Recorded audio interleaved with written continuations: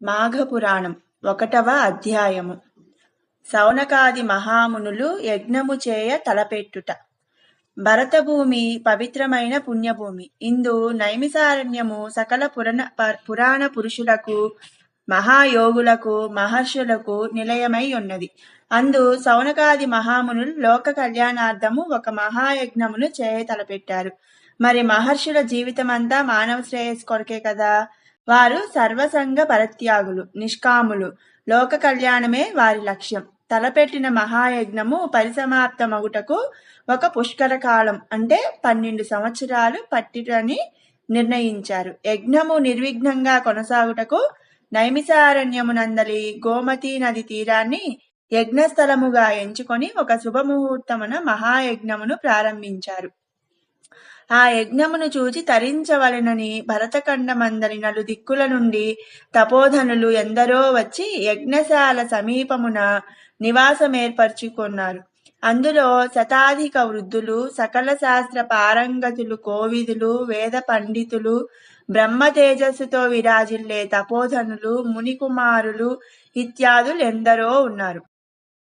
అనుభవశాలురైన మునీశ్వరులెందరో తమ తమ శిష్య బృందముతోనూ పరివారముతోనూ తండోపతండాలుగా ఆ యజ్ఞశాలను చేరుకున్నారు. యజ్ఞస్థలము ఋషిపుంగవులతోనూ మహర్షులతోనూ వేద శాస్త్రమంత్ర కోవిదులతోనూ కిటకిటలాడసాగింది. సకల లోక కళ్యాణార్థమై 12 సంవత్సరములు ఏకధాటిగా సాగు ఆ మహాయజ్ఞమునకు సకల శాస్త్ర పురాణ కోవిదుడు పురాణములు చెప్పుటలో అవపాసపట్టిన దిట్ట అయిన సూత మహర్షి కూడా తన శిష్య బృందంతో వేంచేశాడు. ఆ మహాయజ్ఞ నిర్వహణ కార్యక్రమములలో నిమగ్నమై ఉన్నాడు. సూత మహర్షి రాకతో ఆ ప్రాంతమంతా సంతోష సాగరంలో మునిగిపోయింది. అక్కడున్న సమస్త జనులు సూతుల వారి ఆశీర్వాదముతోనూ పర్యవేక్షణతోనూ యాగము నిరాటంకముగా కొనసాగునని ఆనందించారు. సూతుల వారి దర్శన భాగ్యం కలిగినందున అమితానందమును పొందారు. సూత మహర్షి వేదశాస్త్ర ఇతిహాసాది సమస్త విద్యలందును ఆరితేరిన పండితోత్తముడు. సకల శాస్త్రములు ఆమూలాగ్రముగా తెలిసిన మహానుభావుడు. ఇవి అన్నియు వారికి కరతాళము మలకములే. వారి ముఖవర్చస్సు నుండి నిత్యము బ్రహ్మ తేజస్సు ప్రకాశించుచుండును. ఆయన నిత్యమందస్మిత వదనార విందుడు. మేలిమి బంగారు పసిడి వర్ణముతో ప్రకాశించు శరీరము కలవాడు. అంతటి బహుముఖ ప్రజ్ఞాశాలి అయిన సూత మహర్షికి అక్కడున్న వారందరూ సాష్టాంగ దండ ప్రణామాలు ఆచరించి ఆత్మీయత స్వాగత సత్కార్యములతో ఆహ్వానించారు. ఆయనను వేనోళ్ల ప్రశంసించి, స్వామి, బహుముఖ ప్రజ్ఞావేత్తలైన సూత మహర్షి, మీ రాక మాకెల్లరకు ఆనందదాయకమైనది. మీ రాక కోసమే మేమింతవరకు వేచియుంటిమి. పుష్కర కాలము జరుగు ఈ మహాయజ్ఞ విరామ సమయములో మీ నుండి ఎన్నియో పురాణగాథలను వినవలెనడి కోరికతో ఉన్నాము. మమ్ములను ఆశీర్వదించి మా అభీష్టం నెరవేర్చండి అని మునిపుంగవులందరూ ముక్తకంఠంతో వేడుకున్నారు. సూత మహర్షియు శౌనకాది మునుల కోరికను గ్రహించి, జనులారా, లోక కళ్యాణార్థము ఇంతటి మహాయజ్ఞమును తలపెట్టుట నాకెంతయో ఆనందానుభూతులను కలుగజేయుచున్నది. మీరు చేస్తున్న ఈ మహాయజ్ఞ పుణ్యకార్యమెంతయో శ్లాఘనీయమైనది. పైగా యజ్ఞ విరామ సమయములలో నా నుండి మీరు పురాణ గాథలను విలవలనడి కోరిక మిక్కిలి అభినందనీయము.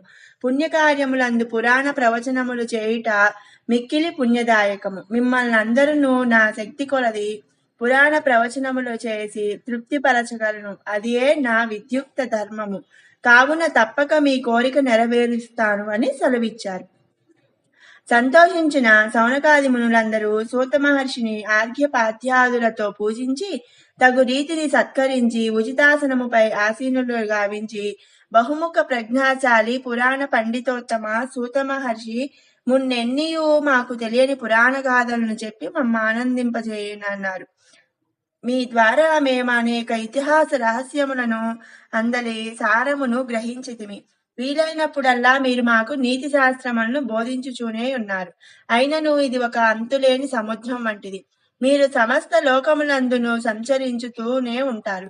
కావున సిద్ధ పురుషులైన మీ నుండి ఎప్పటికప్పుడు కొంగ్రెత్త విషయములను నేర్పవలనని కోరికతో ఉన్నాము. కావున మాకు తెలియని విషయములు ఏమైనాను ఉన్నచో విరామ సమయములలో వినిపించవలసిందని ప్రార్థించారు అని అడిగారు.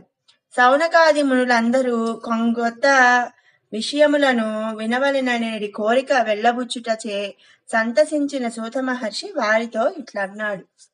ఓ సౌనకాది మునులారా, మీ మనసులోని కోరికను గ్రహించి తిని మీరు వినదగు నాకు తెలిసిన పురాణ కథలను నా సాయశక్తులా మీకు వినిపించెదను. ఇట్టి మహాయజ్ఞ పుణ్యకార్య సమయమందు ఇటువంటి పుణ్యకథలు చెప్పుట వలన నాకును వినుట వలన మీకును పుణ్యము కలుగగలదు.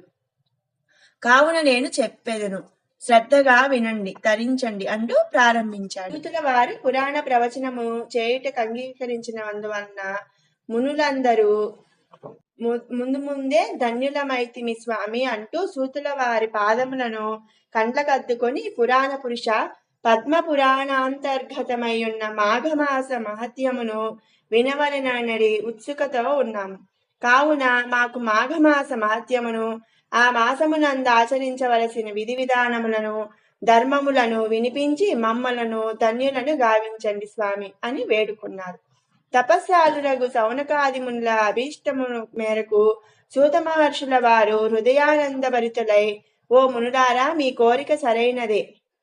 అతి ముఖ్య విషయమునే మీరడుగుచున్నారు. మాఘమాసము ప్రారంభము కాబోవు సమయములో మీరీ కోరికను కోరుట ఎంతయో సమర్థనీయమైనది, సమంజసమైనది. మాఘపురాణం వినుట ఎల్లరకు శ్రేయోదాయకమై ఈ మహాయజ్ఞ పుణ్యకార్య సమయమందు మాఘమాస మహత్యమును వినిపించు మహద్భాగ్యము కలిగినందుకు నాకెంతయో సంతోషముగా ఉన్నది. సావధాన చిత్తులై ఆలకించండి అని చెప్పాడు. ఓ మునిశ్రేష్ఠులారా, నేను రోమ మహర్షి కుమారుడను, వేదవ్యాస మహర్షిని ప్రియ శిష్యులను. నా తండ్రి సకల శాస్త్ర కోవిదులగుటచే ఆయన వద్ద నుండి నేను సకల శాస్త్రములు అభ్యసించి తిని, అదియునుగాక వేదవ్యాస మహర్షికి ప్రియ శిష్యుడైనందున నా గురువు గారి దయ వలన నాకు అబ్బిన జ్ఞానమునంతటిను పదుగురికి పంచిపెట్టి పరమాత్ముని సన్నిధిని చేరవలనని కోరికతో ఉన్నాను. ఆయన దయవల్లనే మీరు అడిగిన ప్రశ్నలన్నిటికీ జవాబు చెప్పగలిగిన వారినైతిని. ఇవి పుణ్య కథలు, సకల లోకములను తరింపజేయును, సర్వశుభములను ఒసగును. పూర్వము మీరు అడిగినట్లే వశిష్ఠుల మహర్షుల వారిని దిలీప మహారాజు మాఘమాస మహత్యమును వివరించమని కోరాడు. కులగురువైన వశిష్ఠుల వారు చెప్పిన దానిని దిలీప మహారాజు శ్రద్ధగా ఆలకించి తరించాడు. దానినే మీకిప్పుడు చెప్పబోచున్నాను, విని తరించమన్నాడు సూత మహర్షి. 1వ అధ్యాయం సంపూర్ణం.